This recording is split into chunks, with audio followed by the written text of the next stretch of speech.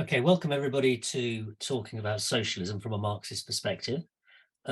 This week we're going to be discussing where is Keir Starmer leading the Labour Party and what should socialists do and say.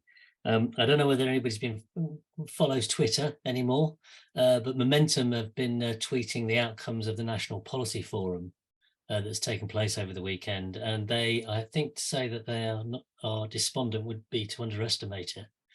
The position seems to be that Starmer stopped anything that involves investment or spending differently from where the Conservatives are at the moment. I think it probably presages more of the same, but I'm gonna leave that to Nick to talk about. What I want to say is before we set off is that this is being recorded, so if you feel that you want to say something that might be libelous or otherwise, don't. But also do remember it's recorded and other people will be able to see it. Nick's going to talk for about 15 minutes and then we're going to have a conversation about what he said and what we think the prospects are for Starmerism and what socialists should do about those prospects. So I'm going to hand over to you, Nick. Well, thanks very much, Will, and thanks, comrades. There's such a lot to say about politics at the moment that I'm not going to be able to get half as much as I want to get said in the 15 minutes, but really it's about trying to generate a discussion and some thoughts about where we are, what is happening with the Labour Party, and what should socialists do. And it's perhaps a good place to start by seeing if we can try to describe where we are at the moment and see, first of all, if we can agree on that or if there are disagreements, because that's normally a good place to start. So my own position, and I've expressed it before, is that the victory of Starmer as leader of the Labour Party in opposition registered a huge defeat for the left in the Labour Party, and it essentially marked a routing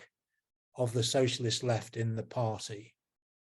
And that has led to a flight of tens, if not hundreds of thousands of people from the Labour Party, many despondent, many demoralised, and people inside, as Will's just described, in Momentum, which I have to say have played a fairly useless role in the whole period of both Corbyn and then Starmer. If they're despondent, it's not a surprise because they don't seem to have any answers to what's going on, any explanation, any answers whatsoever. So the left that has fled is trying to determine or decide what it does in response to the defeat of Corbynism. But what it's failed to do largely is actually identify that the failure or failings of Corbynism were inherent in Corbynism itself. And most of the people on the left who are looking to do something against Starmer, and a lot of the time it is actually personally directed at Starmer. For example, we have the Facebook page Akiza, organise a Corbyn-inspired socialist alliance.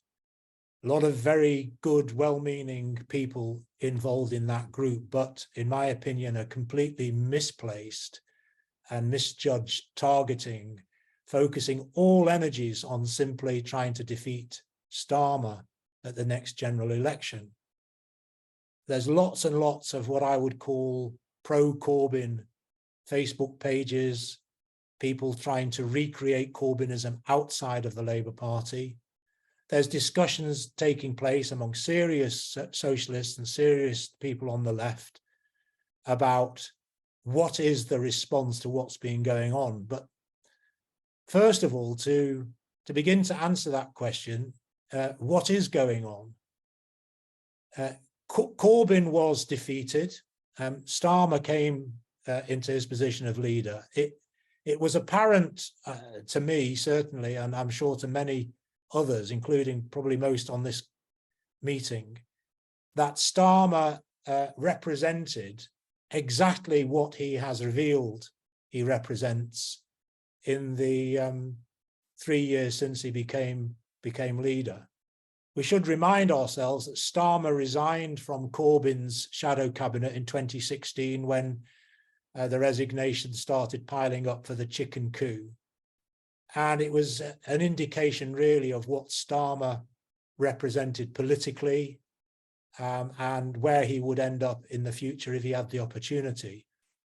We'll remind ourselves that Starmer lied completely through his teeth when he stood for the leadership of the Labour Party, misled and deceived lots of people into voting for him because they thought that he would present a left-wing Corbynite agenda, but perhaps with a little bit more competence. That was certainly the thinking amongst a lot of people. But that, of course, was not to be the case. I don't have time to go through a litany of everything that Starmer has done, but we can perhaps note the instruction that Labour Party MPs should not go on picket lines.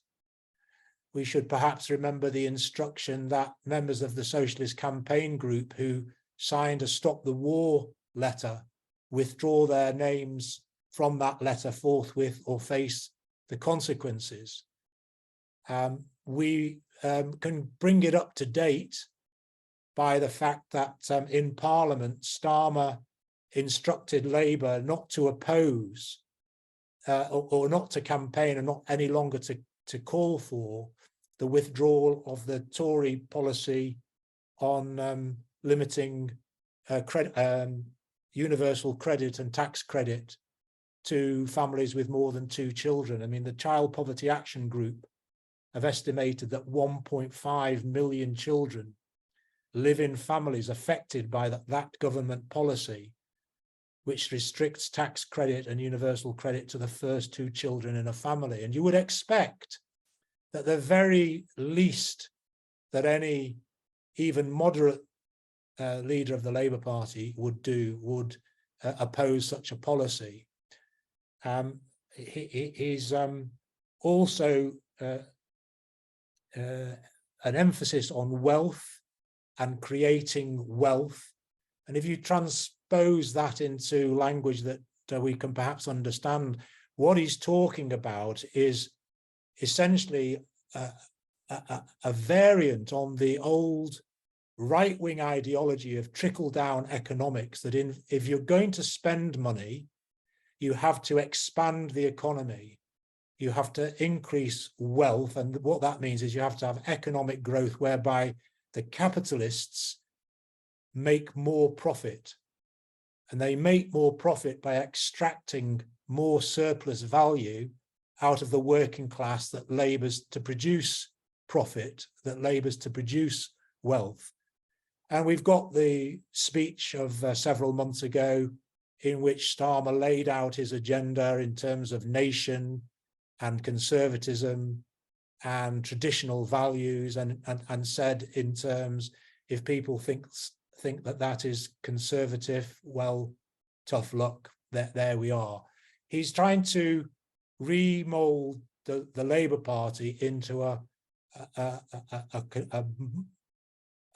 variant or a form of conservatism that appeals to what he thinks are the borderline voters, the floating voters, and that's how he's going to get into power. The other thing that the policy that they've clearly adopted is not to say anything, not to promise anything, and hope to get in simply by the Tories failing. So what explains this? Because the reason why I say the attack on Starmer personally is misjudged is that it's not about Starmer as such. It's not about an individual. It's about Starmer representing or reflecting is the figurehead of a political project that is the project of the ruling class.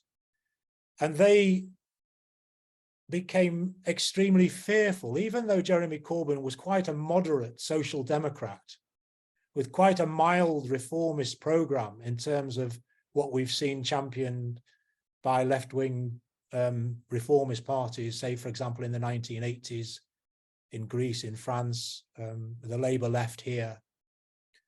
But what they feared was what was behind Corbyn, and the fact that if Corbyn got into government, he could be pushed further and further to the left, that the movement behind him would be uncontrolled. And they determined clearly, and they succeeded in getting rid of Corbyn.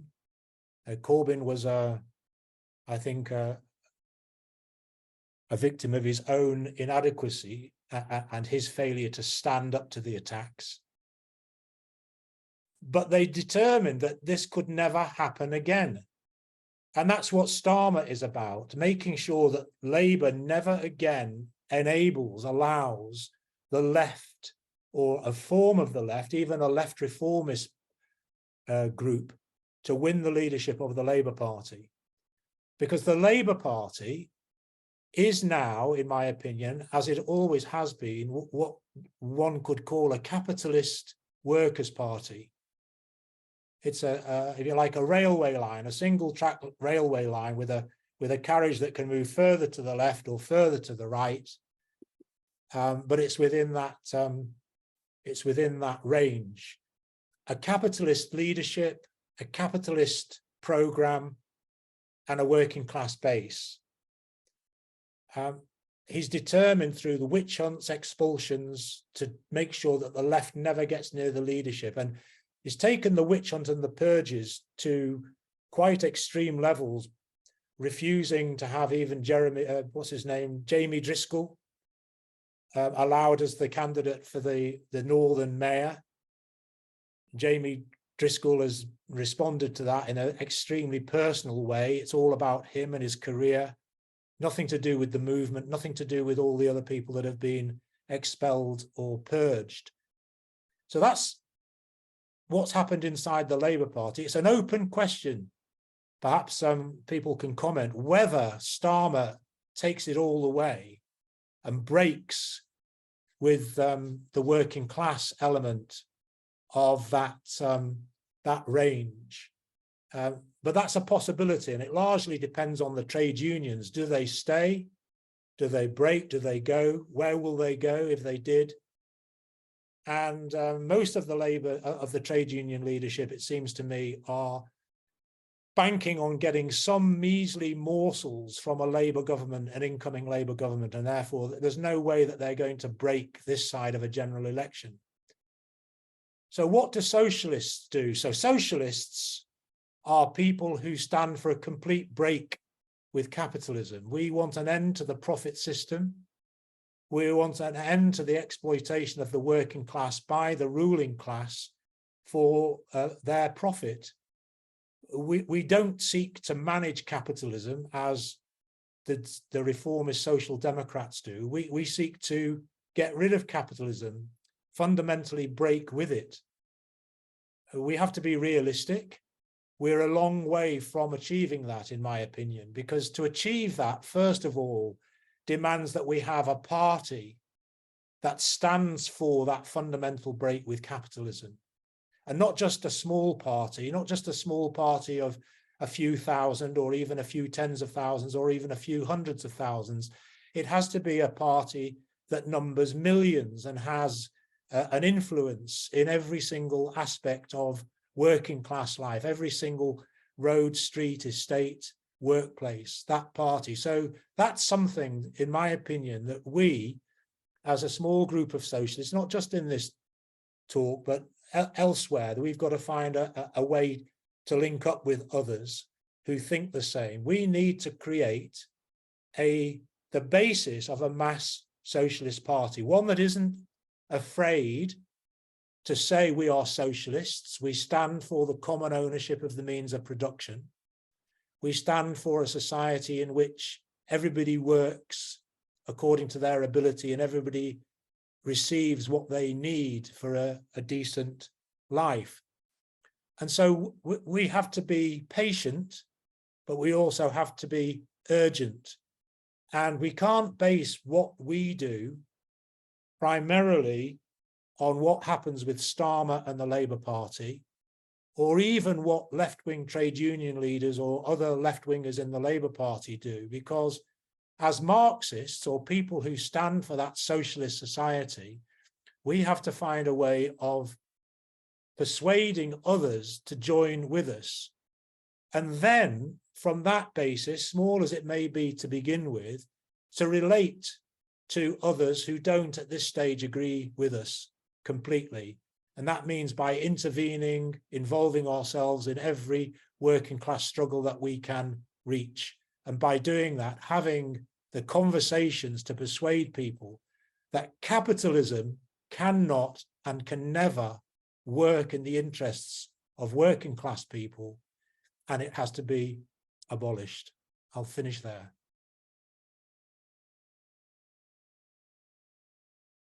Thanks very much. Thanks for that, Nick. Laid out the issues clearly, I think. I want to just go round people here. Just I'm going to split it into two because we've asked a couple of questions. Yeah. The first one is where do people think Starmer is taking the Labour Party? And I'd be really interested to hear. It can be a sentence, it can be a few minutes. Where people think that Starmer is taking the Labour Party. So would somebody like to come in with some suggestions on that?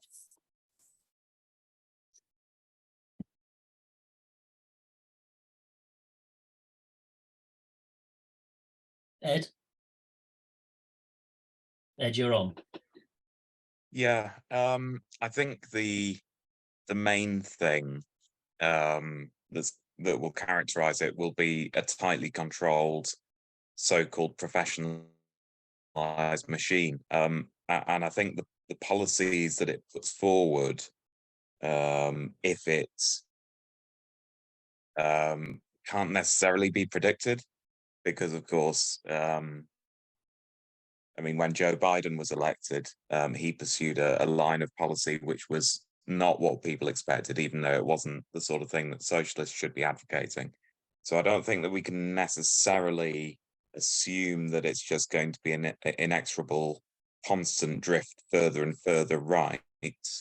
But I think the scope for any kind of democratic decision-making or influence from the organised left within the Labour Party is just going to be squeezed out.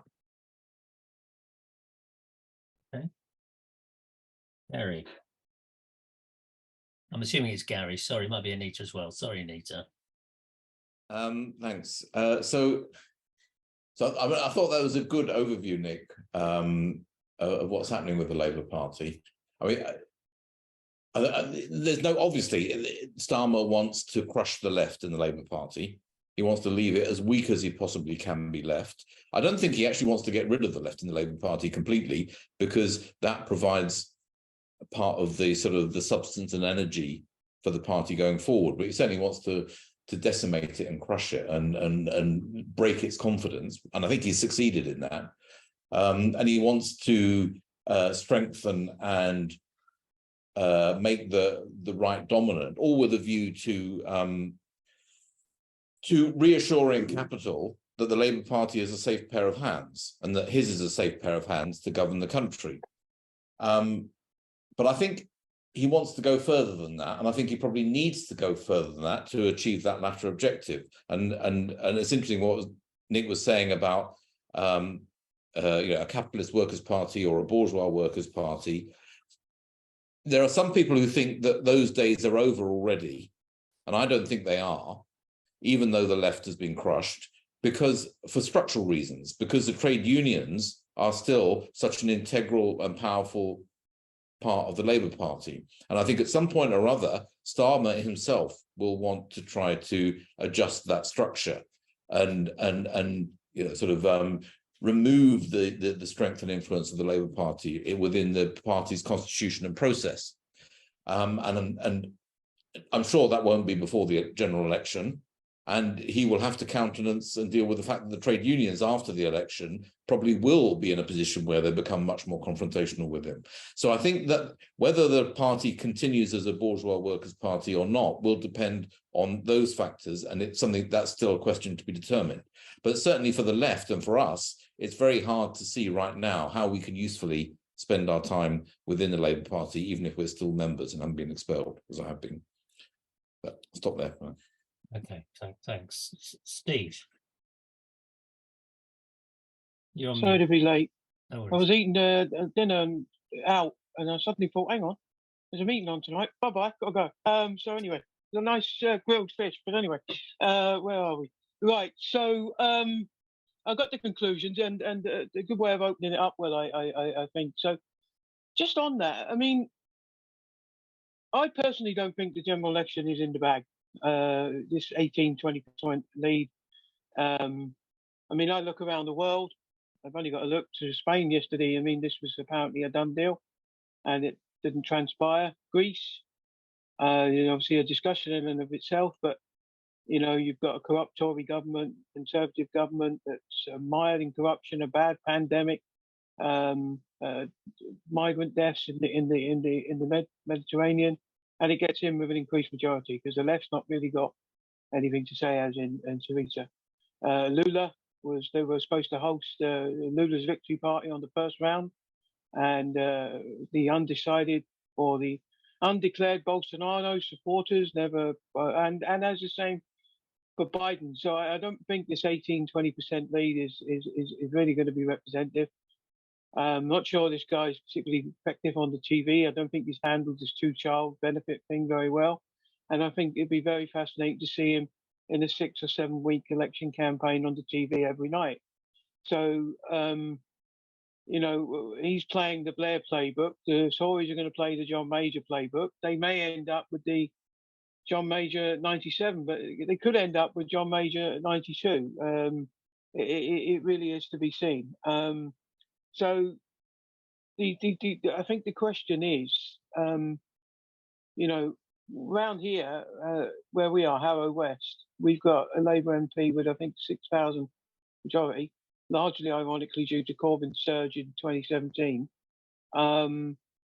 But we used to get hundreds of the all members meetings. We now barely quote 20. So I think they've got. I've said this to my MP. I mean, I've asked him to, really look at this as an issue. And I think the alienation of the left does hollow out your active base. And if you've got constituencies that you need to win with a ground campaign, and you've hollowed out or expelled or suspended or generally hollowed out your active left base, Blair had hundreds and hundreds of people on the streets in 97. That might not be repeated. They can't always turn the office out. So that's really where I would start from. And where's Starmer taking the Labour Party? I think it depends what the election result is, because I don't think he has a preconceived plan. I don't think it's Blair. I don't think there's a big theory. I think it's a bullying tactic on the left. I don't think there's a big theory around Clause 4. I mean, what's his Clause 4 moment? I don't see that. I mean, the crushing of the left in the purge, it's not the same. It's not. It doesn't play in the public domain as Clause 4 did, which is all about public ownership. And I just don't see it. So I think, where does Keir Starmer go? Where does the Labour Party go? It ultimately depends on the result of the next election. If it's a small minority, it's not necessarily the left MPs. I think they may be there a little bit, have had a bad time in the eyes of the activists over the last period, the war, etc. But where do the unions go with that? I think that's really interesting. If it's a big majority, I think it's a different game. But how long until he lets the working class down? And if he fails to win it, what are we talking then? That's probably the worst scenario. We have further shift to the right, we're streeting. So I think it's all to play for. And as far as activists in the Labour Party, there might not be a lot of avenues at the moment, but I'm not in favour at this moment of really not being active in it as best we can, and then doing a lot of trade union work and campaigning activities of other nature and discussions like this along Marxist and socialist lines, preparing perhaps for future struggles. But that's how I see it, just garbling the grilled fish and rushing onto the meeting type thing. But thank you. Thanks. Sounded all right to me. Over to you, Janet. And you're next, Jeff. Go on, Janet.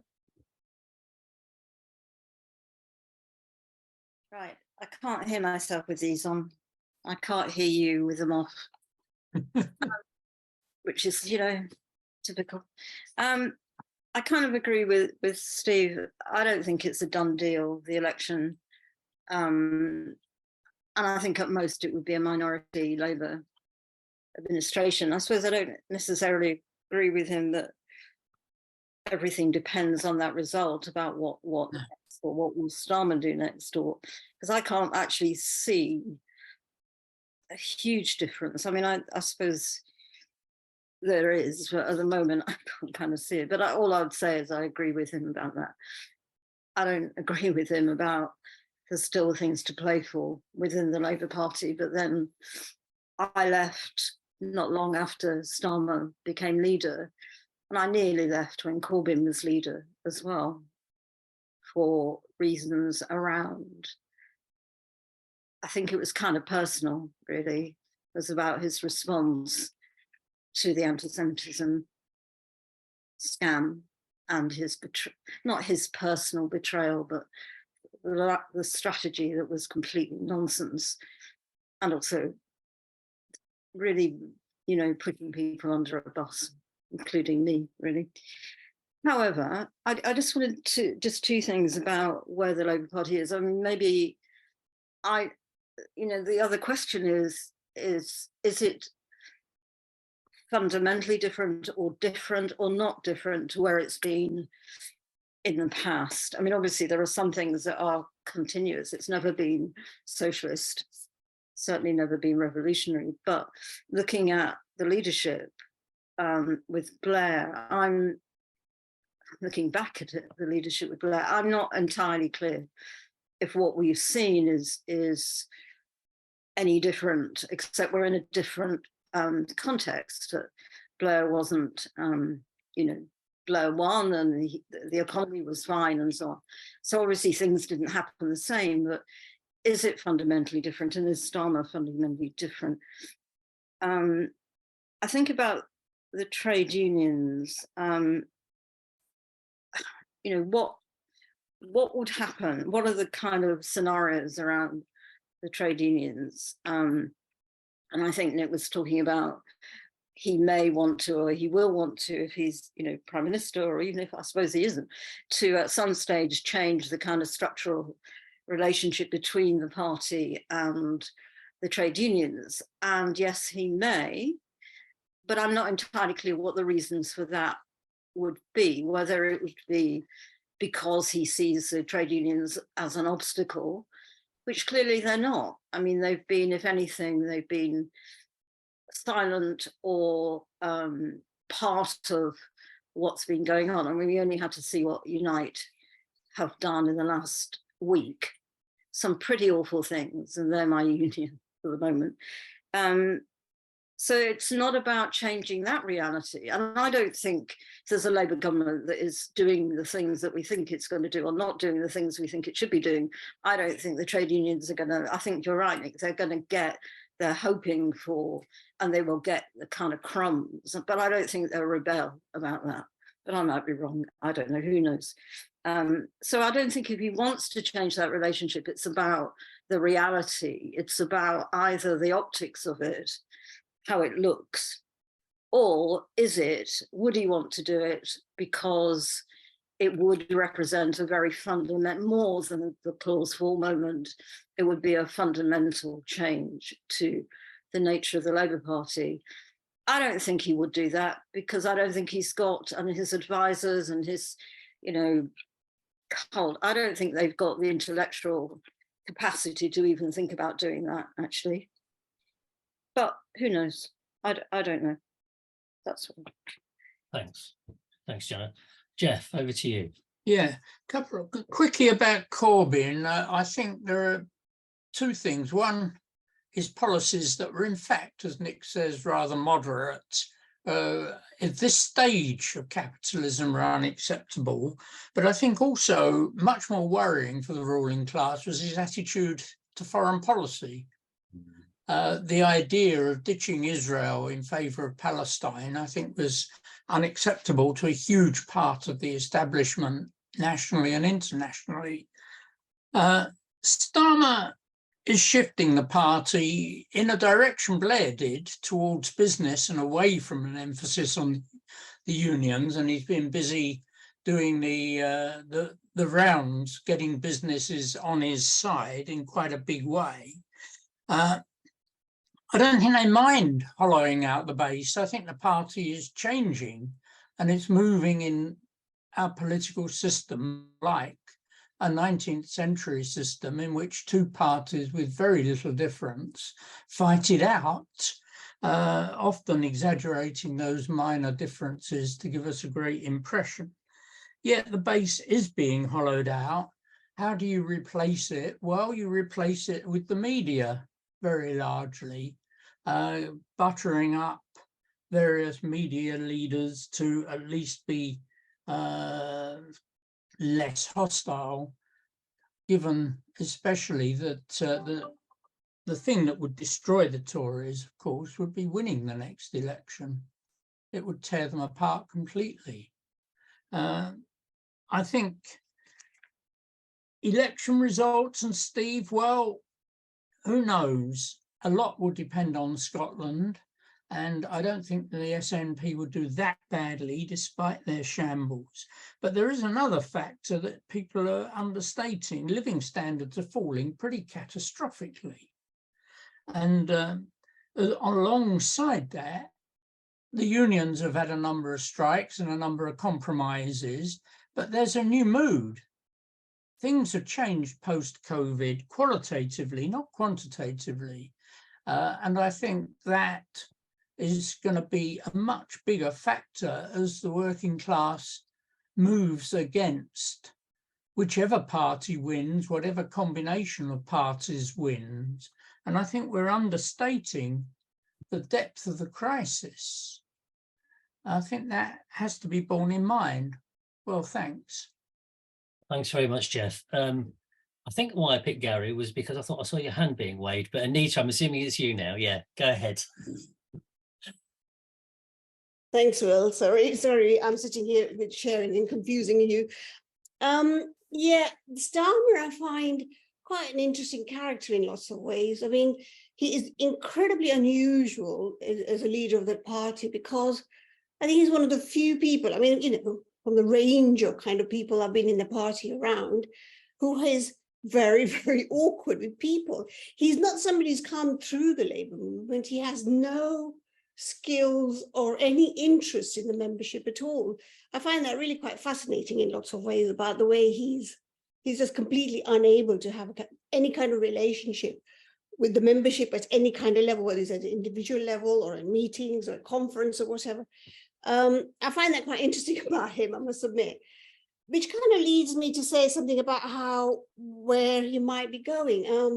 I mean, I think Jeff's right. I mean, you hollow out the party, which is what obviously they're doing, and he has no interest in membership in almost at a kind of personal and emotional level, but probably on a political level as well. And you rely on Murdoch, I suppose, which I don't think is actually going to be that straightforward for him either.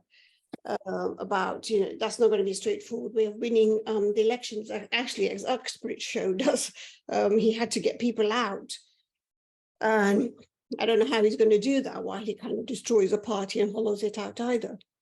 When I have been to the meetings recently, it's actually been quite interesting about the kind of resolutions that I've taken to the party, which actually get passed. So even within the membership, you know, there are right-wingers who, or centrists who kind of support Starmer and didn't support Corbyn, but they still want to have a political discussion. They actually appreciate the fact that I bring a resolution. They appreciate the fact that there are political discussions going on, and a lot of them vote for my resolution. So that, you know, he's kind of hollowing the party out and he's removing the politics, which I actually think is playing quite a dangerous game myself. Kind of taking away a political discussion is not going to work for him.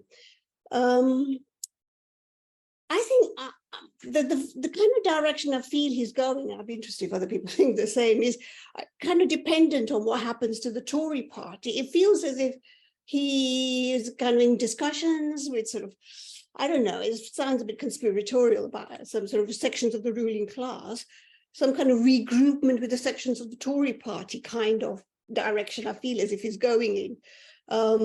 I don't think, it's going to, they know, and, the question of these two parties going along is going to be, it has any kind of length or sustainability. So I suspect there's a kind of planning of what happens with the Tories. Whether do the Tories survive? Do the sections that are around with Johnson come in and decide to go off on their own? I don't know. I feel as if the Tories might not survive, in which case there could be some kind of regroupment with the Tories. A lot depends on the trade unions, and that's why I don't think it's cutting for its own way. It does depend on the trade union leadership. But there's some thoughts about where I think it might be going. Thanks. Thank you. I'll just speak for a few minutes. I haven't had a chance to collect my thoughts together, but just listening to what other people were saying, I think that the by-election results on Thursday were extremely interesting, actually, and I don't think they display any confidence that Labour is going to win. I have to say, I changed my mind about this twice now. In May, I was absolutely certain that April, I would think, absolutely certain that Labour wasn't going to win. And then the Tories decided to implode again. And I just thought, it must be possible to beat this lot. It doesn't matter how useless you are. It must be possible to beat them. And then following those by-elections, I thought there's a lot more at stake here than I originally imagined. And I'm particularly interested in what's happening with the Liberal Democrats and what's happening with the Green Party and the Reform Party, in terms of this kind of emergent fragmentation in the party system and what that means.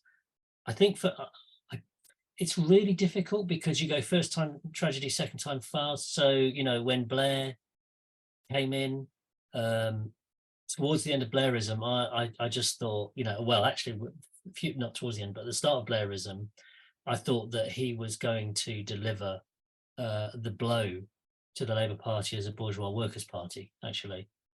And I think that's what he would have wanted to do, because I think his project was to reunite the Liberals and the kind of Fabians in a political party. I think Starmer wants to do the same, actually. I think that's where they want to go. I think it's continuation of Blairism in that regard. But I think the context, and people have mentioned the context, and I think the context is massively different. The world has shifted hugely in the period that we've been living through, and I think one of the things that exemplifies the context peculiarly, because there's lots of global changes going on, lots of economic changes going on. I think Jeff's right about the depth of the economic crisis. It is phenomenal, actually, for many people. And I think indicative of this is the viciousness, actually, of Starmer's witch hunt. You don't behave like that unless you think that there is a threat that you have to wipe out. And I think this is what's going on personally, that it's not just the left Social Democrats he's after. It's not the socialists, it's not just the left Social Democrats. I think it's the whole notion of social democracy that he wants to get rid of. And I think his eyes are probably on the prize of kind of a Macron position. So, Anita, I don't disagree, actually. A reformation is not impossible because the Tories are under huge pressure from the Reform Party, actually. So there's a lot going on. And just a couple of things to be, just in terms of the trade unions, I think it is possible that you would get trade unions who would stay in the Labour Party, and they would just stay there, because they're right-wing trade unions. And you would get trade unions who say, we've had enough of this, and would leave the Labour Party. And then that poses another party formation. Yeah. But I do agree, it's really difficult to tell, but I think that we are going through a seismic shift in this country, of whichever way you voted on the question, put that to one side, Brexit was part of, no question about it, and the war in Ukraine and Britain's position in the world was part of. And I think we're going to come out of this period in a very different shape to how we went into it. I shall stop there. I'm going to bring Nick in for a few comments, on that particular part of the conversation. That first question, where is Starmer taking the Labour Party? And so, Nick, you want to talk a little bit, and then we come back to the second question. We might not all agree about the first question, but let's just see how it goes. Go on, Nick. Okay, so I want to preface my remarks on how we assess the Labour Party, the nature of the Labour Party, the viability of the Labour Party, and the direction that it's going. I want to preface my remarks with this observation. It's important, if we share the idea that our ultimate aim is the transformation of society, and if that is a shared aim, it follows, I argue, that we have to have the same shared aim of forming a new party in which to express and argue for those ideas. And at this stage, given where Marxists, socialists, communists are in terms of their political ideas and their organization, I think the most important thing is to actually react as Marxists and put forward our ideas. And to that extent, I think what happens in the Labour Party is something that we have very little say over. I applaud Steve's optimistic view that there's still something to play for. And it may be that in Harrow there is, I don't know. I think that at this stage, there's very little room for Marxists to make any headway in the Labour Party. But I do decry those sections of the left who simply walk away without any political argument. And that's essentially what Jamie Driscoll has done, isn't it, with his letter? I've been barred from standing. My career is at stake. I'm going to stand, crowdfund me. And he doesn't say anything, and not a dicky word about all the other people that have been barred, expelled, stymied, or whatever. And the Socialist Campaign Group, what on earth are they for? They've done nothing. They just, Starmer tells them to sit down. They sit down. He tells them to go and stand in the corner. They go and stand in the corner. Tells them to turn around and put dunce on their hat, and they just do it. And it's quite pathetic, pusillanimous, really. Like Will, under Blair, I had the view, and I think I was mistaken at the time. I had the view that Labour had gone. Under Blair, I thought that it had ceased being a bourgeois workers' party. I was clearly wrong about that, and the reason why it became apparent that I was wrong was the fact that Corbyn became the leader, and there was an influx of 300,000 people into the Labour Party. And so I'm a bit cautious about predicting the same again. But I think the context of a worsening economic crisis, we don't have time here to talk about the climate crisis. We began to discuss it at the last meeting. But if you think about the economic crisis, then what is at stake for the ruling class? And that's why my argument is that Starmer is a ruling class. He's a capitalist class project. He's putting into practice what they need to have this safe second 11. And in fact, in my notes, I put a note to myself: could the Labour Party become the capitalist class's first 11? So the idea that things are being changed and things are being rearranged. And my argument for saying that is, if capitalism is to survive, it has to find a way of increasing the extraction of surplus value. That is the source of profit. Surplus value comes from the unpaid labor of the working class. So the ruling class, the owners of capital, have to find a way of squeezing more labor out of the working class, whether that's speed ups, whether it's by getting rid of workers through AI, and primarily also it means opening up profitable or potentially profitable sections of the economy which are not yet in private hands to the private sector. And primarily that means the NHS. And the Tories cannot bring about the privatisation complete of the NHS, but Labour could. Yeah. And that's why I think that this is a clearly capitalist strategy. Yeah, I've gone on for too long. Sorry. It's all right. Nixon in China. Yeah, definitely. I don't disagree with that. What do people think about that? The first party of the capitalist class. Let's just knock that around for a bit, and then I'll try and get us back onto the what should socialists do about it. So the perspective is that Labour wins a majority, brings together some parts of other parties, maybe not, but they have sufficient, and then they drive through the modernisation programme and demolish the welfare state. Steve. Yeah, I think it's really interesting. I think it's quite possible that I would agree with Nick and then disagree with him at the same time. So I would agree with him that it's possible that they can force through the privatisation of the NHS, and in a sense do the Tories dirty, do the capitalist class dirty work for them. But I think the other points that have been made, and then Nick has made, this 300,000 people joined the Labour Party, which was the confirmation for Nick of the potential that still remained within the Labour Party.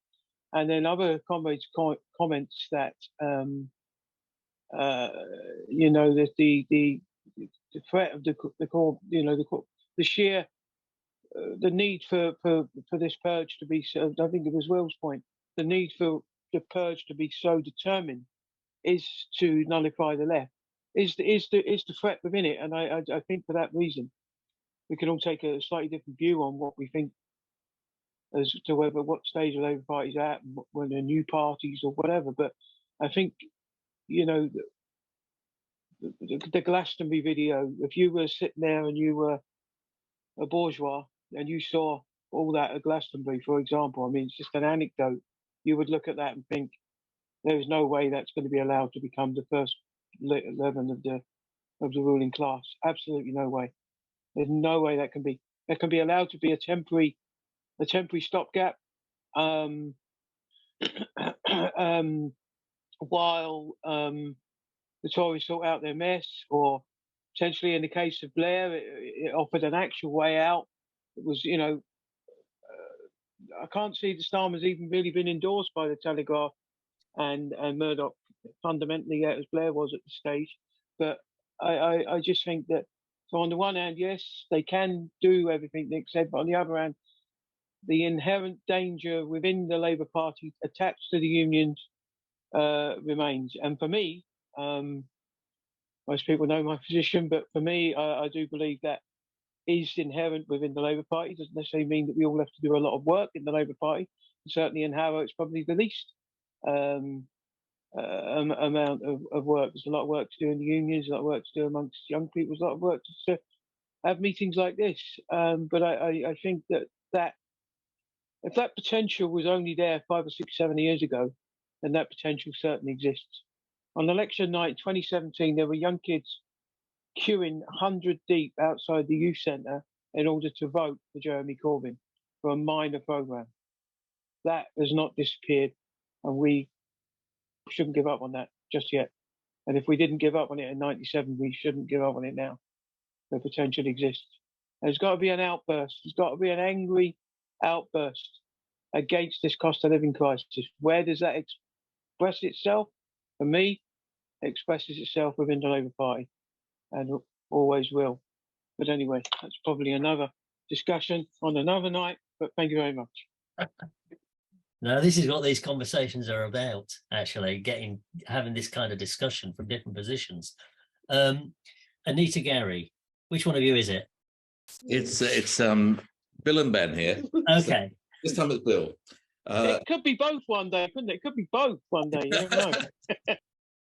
You don't want to listen to the two of us discussing something. You duck behind the sofa. So can I just say, I think this is a really interesting discussion. I mean, there's really insightful, reflective points being made in all the contributions. I think it's an interesting idea, the idea that the Labour Party could become the first 11 for capital. I think one of the reasons why we're thinking that is a possibility is because the Tories have shown themselves to be a very dangerous party for capital, right? They've screwed things up big time and strategically on a number of occasions. I mean, I think that large sections of capital think that Brexit was a screw up, a strategic mistake. Mhm. I think that obviously Liz Truss was a big screw up. The way that COVID was handled was a big screw up. Yeah, there's other things too. But so that is definitely possible, that some kind of filtering off of sort of the professional safe pairs of hands within the Tories alongside the right wing of the Labour could be seen as a very attractive option.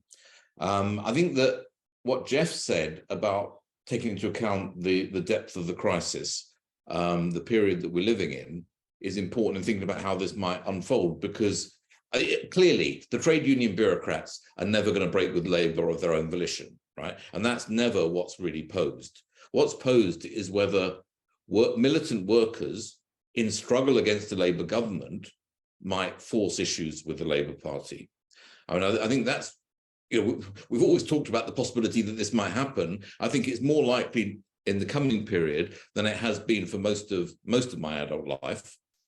And if the Labour Party were trying to position itself as this sort of first 11 safe pair of hands in a reformation with the Tories, and militant workers were up in arms and in struggle against the Labour government, I'm not sure how that would pan out. And I don't know whether the Labour Party would be allowed to go in that direction. Of course, all of this is affected a lot by what kind of consciousness and leadership is being presented within the Labour Party and around the Labour Party. And I do want to touch briefly on the role of momentum since the 2019 defeat in particular, where I think that we've seen an incredibly rapid and seamless reorientation and regroupment of momentum with centrists. And it's very significant, right? I mean, you know, recently we've seen, the last week, literally, we've seen them tail-ending and supporting and speaking up for Sadiq Khan and saying how terrible it is that Sadiq Khan is being bad-mouthed. I mean, you couldn't imagine a more nasty, vicious, as well as pretty incompetent leader of the Labour Party than Sadiq Khan, who's completely screwed up in negotiations with the government over Crossrail and then again over funding for TfL, completely humiliated, and as a result ends up taking it out on his voters by cutting public transport services and imposing, you know, really quite nasty flat rate regressive taxes, to be blunt.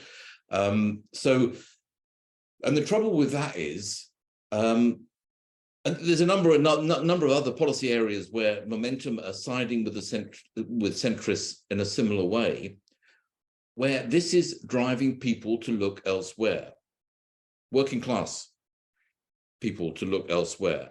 And in particular, it's laying us open to far-right populists and even fascists, right? And actually, maybe that's a good thing, in a sense, for the formation of this Labour as the first 11. Because you need people who are, you know, counterposed to a safe first 11 pair of hands. Yeah, I think I am finished, actually, Will. All I'm saying is we have to keep an eye on what the soft left are doing, and what they're doing is horrific, and it's opening up the way for the far right to develop quickly. Okay. Other contributions? Janet, Ed, Jeff, Anita?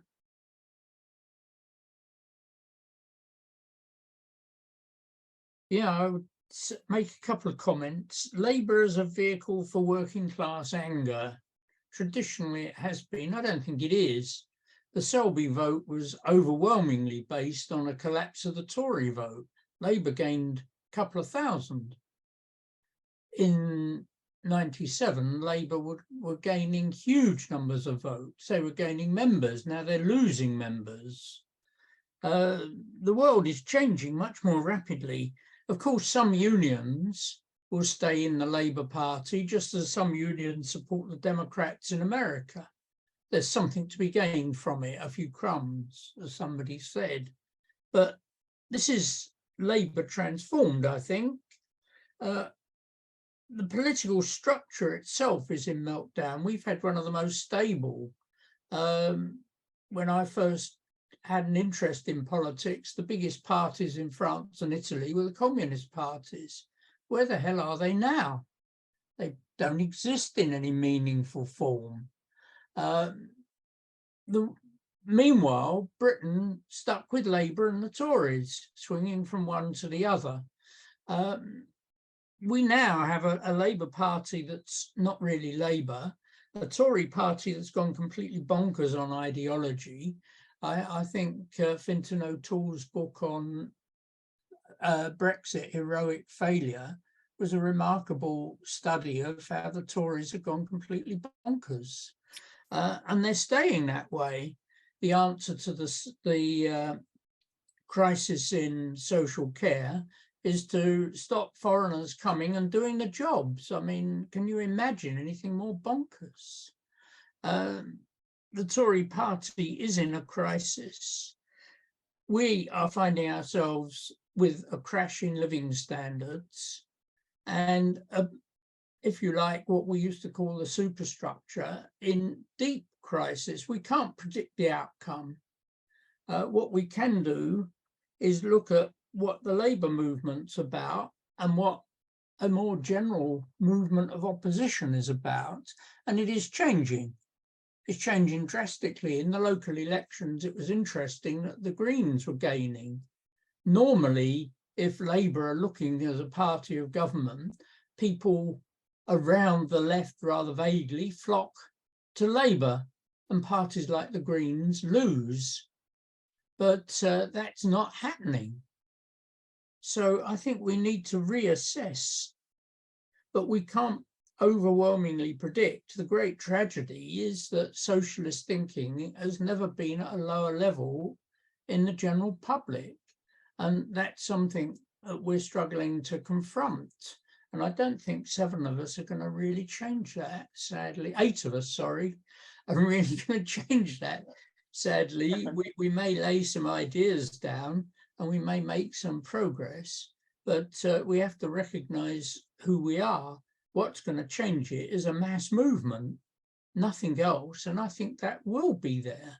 We've had a long, long period of silence. We've had a long, long period of people accepting falls in living standards, feeling unable to deal with them. And that, as I was saying earlier, over COVID, Brexit, of course, and of course, other factors like the 2008 financial crash are leading to a transformation in social attitudes. They don't develop rationally and logically. And I think we have to bear that in mind. Thanks. Thanks, Jeff. Really interesting. Anita, are we over to you? Yeah, it's just something that triggered by what Jeff was saying about, yeah, you're right, I think, Jeffrey, that, you know, we do need a mass movement that would kind of transform the consciousness. But I think we need, I mean, there are maybe only 8 of us, but what we're also lacking, you know, there are no papers. People don't have the opportunity to read about what goes on a weekly basis. You know, once upon a time, you could kind of get a whole lot of socialist papers to read. So there's a lot missing there as well, you know. So even if a mass kind of mobilization happens, and it has happened around the strikes, around, you know, having picket lines to go to. Once upon a time, not so long ago, you know, we were doing picket lines almost every day, but we still didn't have a paper to take with us, a kind of way of kind of talking and having a kind of coherent discussion with people. So I think that is missing. And in this discussion in particular, I suppose, what is posed for us, even if it's only 8 of us, is where do we have an orientation? You know, if we are to kind of, you know, start beginning that process of actually writing, producing papers, talking to people, talking to people who are mobilized, talking to people who are standing outside their workplace, which is a really powerful place to talk. What kind of orientation do we have? What should we prioritize? How do we take advantage of the fact that people are peeling away from the Labour Party? You know, how do we attack the Labour Party? Because which I'm really keen on doing actually myself. So I think that those kind of questions are posed to. Okay. Janet, do you want to pitch in or? I'm not sure. I guess what Gary was saying, I don't think, you know, I don't think momentum are of any importance in any way whatsoever. And actually they were conniving with parts of the right or centrists or whatever you call them before Corbyn, before the election. So I don't quite understand. I mean, I don't even think people within the Labour Party who think that on the left see momentum particularly as important. I think they're just like the campaign group. I don't think it really matters about what happens to them or what. So I don't really get your link between you know, because they've become this kind of ridiculous, pathetic, really group that leads to you know, the far right. I didn't get that link. I mean, it seems to be what leads to the far right is Starmer does win and they fail, and within a, as we've all said, a different context to what happened with Blair. If there is a massive failure, then in terms of domestic policy, then the backlash eventually is going to be possibly from the far right. So I think it's kind of irrelevant in a way about these little factions, you know, within the Labour Party. So what, you know, who are they? I mean, totally irrelevant, I think. Anyway, that was kind of a negative thing. I think I possibly agree with what Jeff's saying mainly. Okay. I will come in for a couple of minutes. Just to say, just a few. I really agree with that point you made, Janet, about about the danger of a far right surge. I don't think it will just come out of Labour winning the election, although I almost guarantee that's what would happen, actually, because I simply do not think that in terms of the neoliberal economic agenda that Starmer has and will implement, there isn't any room for social democracy. Yeah, we're not going to get social democracy in any shape or form or whatsoever, and that's going to produce a very strong reaction. And I think that points for me to thinking about what the left should be doing and preparing and doing in response to that. Right, we have some really hard thinking to do around that. I just want to, and actually it could be a combination tactic where the left is strong in certain areas of the Labour Party, fight there. Where it isn't, do something else. A whole series, you might have to think of a whole series of different tactics to deal with the situation we're in, depending on the outcome. So it's all kind of, the chemistry is really uncertain at the moment. But the one thing I do feel is that we need the impossible, which is we need to find our way to a left that's organised on a class struggle basis. That's the really, really important thing, that we have to find a way of working our way towards that with other people who want to fight. Just Steve, on your point about it always flowing through the Labour Party, I would say that almost everything changes. And I think we're going through a historical shift of enormous proportions. And I think you were right about Glastonbury. They were absolutely determined that Corbyn wasn't going to win the election and that they were going to destroy Corbynism and everything it represented, because they were scared of what follows. And the ruling class learned from history. And I think that Corbynism was a really close call for them. If you think about 2017 and everything they threw at it, he nearly won, right? He nearly got through. Had he not been sabotaged by the right of the party, might well have won. And so I don't think they're going to let it happen again. And I think they're going to go through structural reforms which stop working class struggle having an impact within the Labour Party. And we are actually heading towards a kind of Democrat, US-style Democrat Party, which was always the project. I'm not arguing that people shouldn't stay in the Labour Party if they want to be there. And I think that as a Marxist, if we were having a Marxist network, it'd be important to have people in the Labour Party, actually, where they had purchase, where they had traction. But also, it's not a lifeboat we need, but we do need a mass socialist class struggle organisation. You know, and within that, we need a Marxist tendency that works politically within that. So I think they've learned their lessons. I think they've learned their lessons from the Corbyn accident. It's what it was. It was because they brought in a rule change to kind of have caucuses like they had in the Democrat Party, and they got the shock of their lives. The working class flowed in and nearly took the party over. They ain't going to let that happen again. It's just, they'd rather destroy the bloody thing, which is why I think they're going to become a kind of a Macron centre party. That's how they're going to pose themselves. Makes things incredibly difficult for us. And we don't know, we need to talk through what that means without, I actually don't think the elemental thing is stay in the Labour Party, leave the Labour Party. I think the elemental thing is class struggle politics and how we organise around that. Gary, is that your hand up again? Yes, it is. Sorry, I know I've spoken several times already. I just wanted to... No, it's a bit of a round table, this, isn't it? Just keep going. Because I mean, so good challenge, right? It is true that momentum are nowhere in terms of, dictating the direction or even countering the direction that Starmer is taking the Labour Party in, and they are in lots of ways pathetic, and they always were. And you're right that they were that the policies and their politics, even under Corbyn, were terrible. But I guess I'm partly talking from a sort of an almost parochial local experience within London councils, where and London boroughs where actually momentum, and this is certainly true in Southwark, we've now got 10 momentum councillors in Southwark, which is quite a lot, right? And they have they've become the backup troops and the articulate spokespeople for the centrist leadership of the council.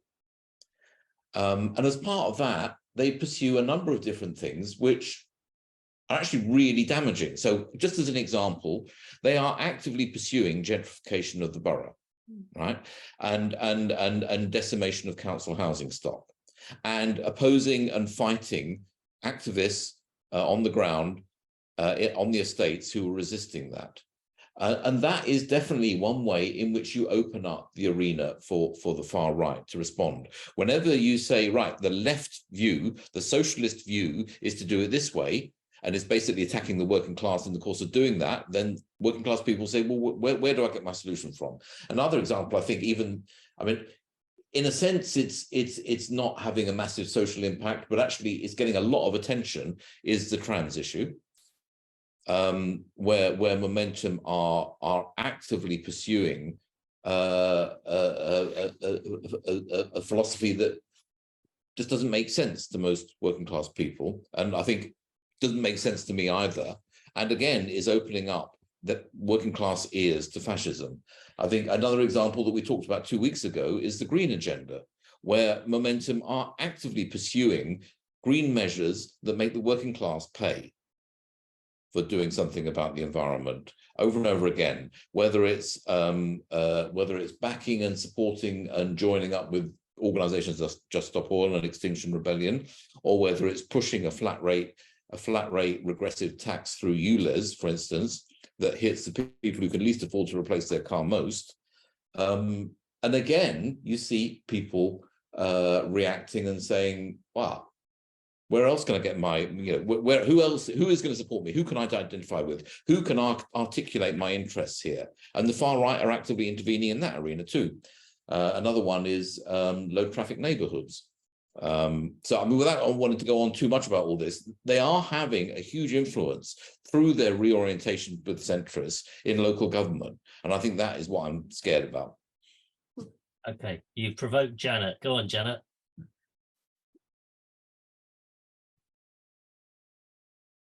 You're on mute. Unmute yourself. It's Keep your really flow. hard for computer to do anything. I think all I was saying really, that you say it's momentum, and they label themselves momentum, but actually they're just part of the ethos of, you know, is it Southwark? I mean, Southwark have been doing that for 10 years, and they're careerists. They're in. So I don't think it's the fact that they once was kind of soft left or there were momentum that matters. What matters is that the Labour Party is, I think you're right about, certainly around gentrification and the immense harm that's been doing to, particularly in London, but in some other places as well, are at the forefront of that destruction of communities and so on. But the positive side of that is, and I don't know what's happening in London now, but certainly, you know, 2, 3, 4 years ago, oh shit, it's my this stupid thing. Sorry, just ignore all on the chat. Keep going. Yeah, sorry. Sorry. It's this computer, I can't get it to work.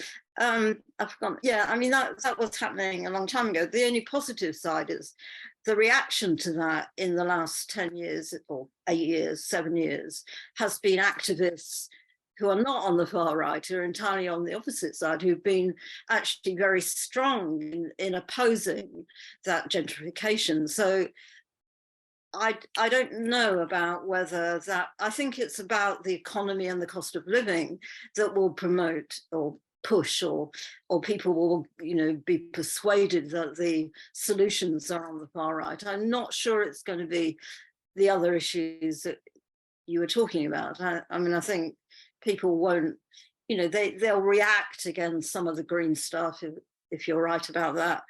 They'll react. The trans issue is very toxic in every direction, so I don't know what the response, but I think it would, if there is going to be a response after a general election, before a general election, if Labour in government or not, against what Labour purports to be, but what it actually is, it will be around the cost of living and poverty and those kind of issues. So I don't disagree with you. I just think, you know, saying it's momentum and there people will see it being the left, I don't think that matters, because they're not. Most people they're just the establishment. Mm-hmm. Okay, I think they've just turned into CLPD. Conference motion, conference mongering.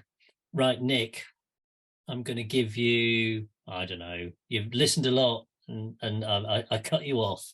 So let me give you 7 minutes. Go on. Okay, so very interesting discussion with so many different issues touched on.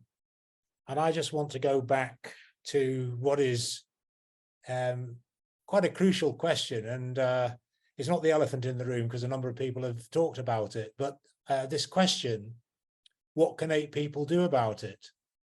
Because in a sense, that's the fundamental question. First of all, I don't think there are just 8 of us. There, my partner Soraya actually is in the same room, but she's working and has been listening, so that's 9. But apart from being flippant, I am absolutely convinced that at different levels there are people having this conversation. First of all, there are, let's be conservative. I'm going to say there are 10,000 people like me, Will, Jeff and Janet, Gary and Anita, who are of a certain age and who have been through a lot and consider ourselves to be serious socialists, Marxists, communists, and we want to build something. And then we've got Ed, who's propping up the rest of us by quite a considerable distance. But I think that there are thousands of people out there who would want to be in a serious discussion with serious people like us. not where we're being hectored or lectured or told that we're not getting the line right, but actually seriously investigating and trying to interpret events, not again from an academic, purely theoretical interest, but from the point of view where we can say, well, because this is our analysis, this is what we need to do. So it leads to practical conclusions and practical tasks. And again, that's determined in a sense by the number of people that you've got at your disposal and so on. But there are things that we can do. We can all write short articles. We can all comment on articles on the website or on Facebook. We can all invite a friend or a comrade to the next discussion. We've been discussing behind the scenes launching something which the name is up for discussion, but some sort of Marxist network, a network of people who want to seriously explore, analyze and discuss, and then act. There are thousands of people who are in serious other socialist Marxist organizations with whom I've got differences, and particularly about the way that they organize.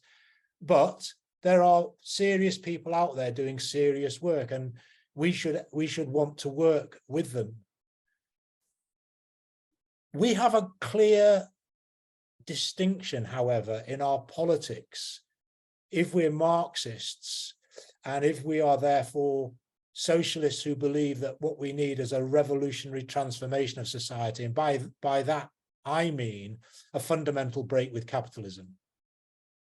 And I also believe that that can only be achieved by a majority movement in society, armed with a clear idea of what it needs to attain to achieve. So if we've got a clear distinction, it means that we have to be more prepared to write analysis of what other people are saying, more prepared to write what our own analysis is, engage in comradely, sororal or fraternal discussion with people that don't agree with us, but are generally opposed to what's going on, and so on. And we have to pose, again, this is my opinion, a concrete necessity, and that is for the beginnings of a party that says the aim of this party is to abolish capitalism. And of course, it would have a much broader program, but that's the starting point. Because if you don't have that starting point, you've already, in essence, succumbed to electoralism and constitutionalism, labourism and reformism, because you're putting forward the importance of winning an election as opposed to what that winning of an election is for, to change society. I think elections are absolutely crucial. I don't think the working class can come to power unless it is winning serious numbers of representatives in parliament and councils and so on, at which stage probably the ruling class will take action against us, but that's for the future. But we have to have a serious party, and I'm confident that it can be built. And, you know, those people in this room, you should see yourselves as basically the founding members of what is going to be a significant force for change in the coming period. And we do disagree with Corbyn and Corbynism, and we do disagree with others who simply want to win positions if it's only going to then manage capitalism. I agree with the comrades that have talked about social movements and where they will come from. We've seen a sort of, I don't like to exaggerate or overstate. We've seen a significant layer or movement of strike action. I think it's people sort of, you know, what do you call it, setting up base camp rather than climbing up Everest. It's the beginnings of a movement. We can see, even in left-wing unions, in my opinion, how the leadership have worked to undermine those movements. If you want to take an example of that, think about the movement Enough is Enough, which had a fantastic potential there was a meeting in Manchester. It had 1,000 people at it, with people outside and so on. It had the potential to become a significant mass movement initiated by the CWU. And Dave Ward and others were seen as, you know, strident left-wing trade union leaders. If you speak to posties now, my local postie is absolutely incandescent with rage at what he describes as the sellout, where they're being basically driven, forced, told, ordered to vote in favour of a deal which is rotten. And so there needs to be a complete transformation from top to bottom within the trade unions. So we have to find allies in the trade unions, amongst the activists, amongst the serious thinkers, the serious activists who want to do stuff, want to change things, and who could be persuaded to support the idea of a new party. If we had a significantly sized, party, then the question of what our attitude towards the Labour Party would be is perhaps more important than it is if there's just 8 of us in a discussion, because we could have a big impact. If you think about the role that the CP had, even as a small organisation, and particularly even today, the influence that it has through the paper, the Morning Star. I mean, I think the ideas of the Communist Party of Britain are dreadful, the national road to socialism and so on, but quite an influence. But we should aspire and aim and have the ambition of achieving that sort of influence in the short to medium term. And to do that, I'm going to finish on this. I think that what we have to do is inspire people by presenting a vision of a different form of society. Instead of the degradation, the poverty, the inequality, slogging yourself to death from morning till night, not having the energy to spend time with your children, having to collapse and go to sleep, or turning to drink or drugs, or watching crap on the TV, the whole alienating experience of capitalism, to present an alternative in which everybody has a decent standard of living, a nice place to live, a good job, working 2 or 3 hours a day, if that, because we own things, because we run things, because we decide things. Nobody speaks in this language. And therefore, when you've got a crisis of the economy of the scale that we've got now, you compare it to the 1920s or 30s. What happened at that stage was that sections of society went in 2 different directions. The working class primarily to the left, and the petty bourgeois to the right and to the fascists. At the moment, we've got no real socialist, communist, Marxist, left-wing pole. And so the danger is that vacuum is filled by others. I've been told by Will to stop, so I'm going to. Please make sure you bring some more people to the next meeting, and please, if you think you can write something, even of a few hundred words for the website, let us know and we'll carry it. Thanks. Hey, thanks very much, Nick. Thanks for your presentation and interesting conversation tonight. Really interesting. Yeah, excellent. Thank you. Really, really good. Fortnight. I'm going to be doing a brief introduction on Ukraine and where it is at present. And there's a lot going on, so do tune in for that. Okay then, see you all soon. And if you're watching on record, I hope you enjoyed it.